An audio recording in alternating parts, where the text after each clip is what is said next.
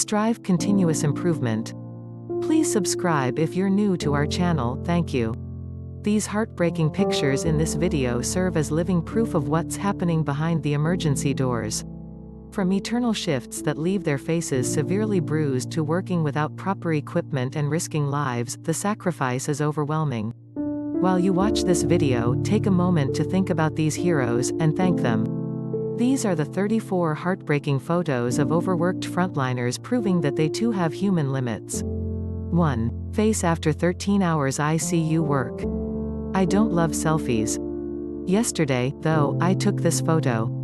After 13 hours in ICU. I am not a hero. I am a normal person. 2. Nurse after hours of work in intensive care. 3. I've been a critical care nurse for 13 years, and I've never seen anything like what is happening now in our healthcare system. It is beyond overwhelming. Not only are all of us fighting to survive the contagion itself, but we are also fighting for protection from an industry that failed to adequately prepare us for this pandemic. Everyone is scrambling. Our skills and expertise are being put to the test in every way imaginable right now. And it's only just getting started. 4. Faces of medical workers after a long shift of treating coronavirus patients, a check doctor. We can't anymore. We don't sleep, we don't eat. 5. This is what you look like after wearing an N95 mask all day. We don't have enough of anything. Help us help you. 6. This is an anesthesiologist, Dr. John Hainow, who is running out of PPE, personal protective equipment, at his hospital. He, like most of us, is working under the assumption that most people are COVID-19 positive and asymptomatic, but to save our dwindling supplies of PPE, we are only using them for known cases of COVID-19. In order to safely intubate all patients, he had to jerry-rig his own gear. He put on a CO2 sampling nasal cannula. He then put on a regular old plastic bag on over his head with a seal. You can see the taped it tightly around his neck. He ran the oxygen at 10 L per minute. He sampled his CO2 to monitor. He did this for 10 minutes, long enough to intubate a patient. This is what we have to do because we have no PPE. I am horrified. I cannot even begin to know if this is safe and cannot recommend it. But, sure, we'll be safe with bandanas, scarves, and homemade cloth masks. That, folks, is sarcasm. For my friends who are fellow physicians, please be safe, and for those of you who are not, please call or tweet or write your elected officials to demand that we are given adequate equipment in order to treat you safely. 7. Just finished a 12-hour shift swabbing symptomatic COVID-19 patients at our drive-through testing site in Cleveland. We collectively swabbed 629. 8. My battle scars. Life as a front line during this period ain't easy, to be honest, it sucks. You kiss your loved ones goodbye before heading to the war zone. You wear every level of protection needed to ensure you do not be contacted with any of this virus and to not bring the virus back to the loved ones at home. You wear face shield, goggles, N95, some even wear PAPR at work. Trust me, it ain't easy to breathe wearing any of those N95 and PAPR, and with all that protection on, you work quick and fast, catching your breath with every step you make because lives matter. After finishing your shift sweaty with tiredness, aching back, sore calf, painful ankles.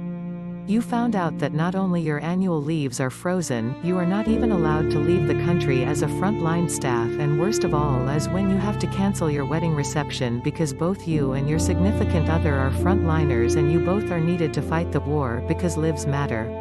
Now after work I shower and wear back your uniform with pride. You take public transportation just to go home and rest because tomorrow is another for war, but when you board the train or bus, people say you bring germs, virus with you, that you are infecting other people and that you are inconsiderate, but you just be quiet and leave the train or bus because you are tired after work to explain your situation. Now you tell us, how are we supposed to feel or react? Are we not human like everyone else? Don't we have loved ones too? Don't we wish to go on a holiday too? All got to say is, I am a frontline staff and this is my story. 9. This is my mom.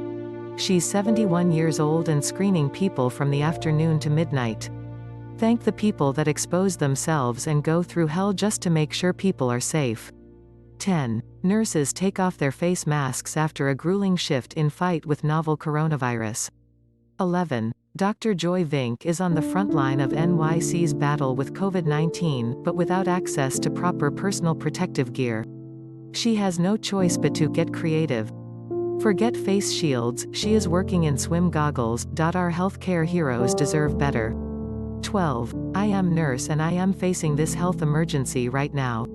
13. Nurse's face after taking protective gear off. 14. This is my mom. She's my hero. She's a 60-year-old primary care physician testing patients for COVID-19. She is putting her health on the line to test patients, get them the care they need, and do what she can to prevent community spread and the overburdening of our hospitals. 15. As most of the world is isolating, shutting down, and running as far away from the virus, this guy will be running into it. This guy is my guy and he is an emergency room doctor. Today, my husband will be trained on how to don and doff, put on and take off a full protective suit. He will learn how to use and remove his gloves, masks, and eye shield protection. His mask will be tested. His gear will be poked and prodded with him in it. His nerves will be tested too, but he won't fuss. People are sick and this his job. My husband is also part of a medical COVID-19 team that will be doing everything and giving their everything to ensure as many people as possible come out on the other side of this crisis. He, along with every other extraordinary nurse and frontline worker, knows one thing is for sure: life how we have known it won't look the same over the next several weeks. He will have to make devastating and heartbreaking decisions. He will be super exposed to the sickest patients. Some nights he will come home and need to talk. Other nights he won't want to speak at all, and that's okay because I will be there. I'm so grateful I can be. My husband does not like accolades or much attention, hence the very few pics of him on IG. Though now more than ever he and every other frontline worker needs to be told they are our heroes. Please do the same.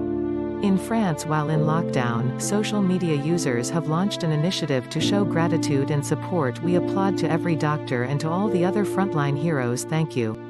Thank you so much for your dedication and determination to fight this virus and to help those who need you now and need you the most. 16. Nurse's face after a long shift. 17. Gear marks on nurse's face. 18. This is my new reality. Our unit has turned into an ITU and I spent 10.5 hours with 1 hour off in full PPE with COVID patients. You develop headaches from the straps, pain all over your face, all of which you can't touch till you derobe. I still have marks and pain this morning. Please all stay at home and do what is required. Chances are you will be okay, but you might pass it on to someone else. We don't need more patients. 19. Much tiredness, fear and concern in addition to the brands, injuries and heat caused by protective equipment. 20. Emergency nurse. 21. Nurse takes a selfie to show what wearing a mask does to her face. 22. This is the face of someone who just spent 9 hours in personal protective equipment moving critically ill COVID-19 patients around London. I feel broken, and we are only at the start. I am begging people, please do social distancing and self-isolation. 23. This is reality. 24. Me after I finished my shift in the COVID department. 25. This was me last night on shift as a critical nurse when I went on my lunch hour after wearing a mask and all the gear, and do you know what, I wouldn't be doing anything else. 26. Marks on nurse face. 27. I'm not afraid when I'm at work. I'm doing what I was trained to do. I'm afraid when we run out of resources, supplies and staff. COVID-19 is real and it's here.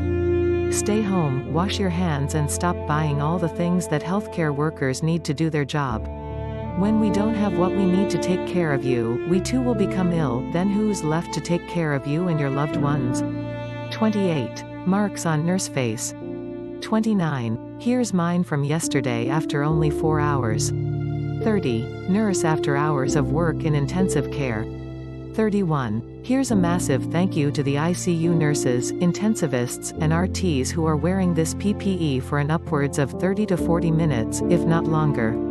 If you were to wear an N95 mask properly for about 5 to 8 minutes in a patient's room to, let's say, take your patient to the bathroom safely, administer medications, or do an assessment, you'd probably have marks similar to these on your face.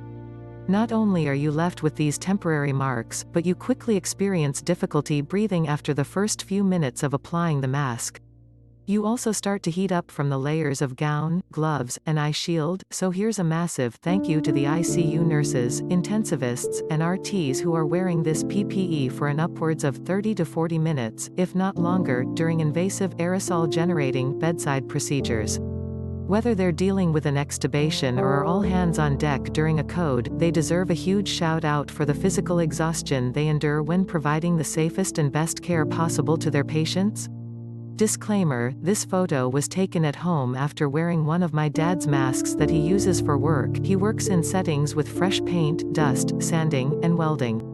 32. Hospital policy now: mask at all times. I have been doing in CCU anyhow.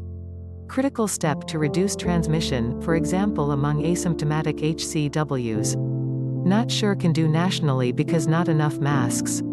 Need more than proclamations, need factories converted and running.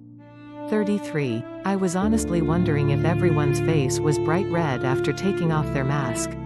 Stay safe everyone. 34. At the front lines of coronavirus. Thank you for watching 34 heartbreaking photos of overworked frontliners. A hero, I'm a normal person. Stay home, wash your hands. Do self-quarantine and practice social distancing. Remember, stay calm, this too shall pass.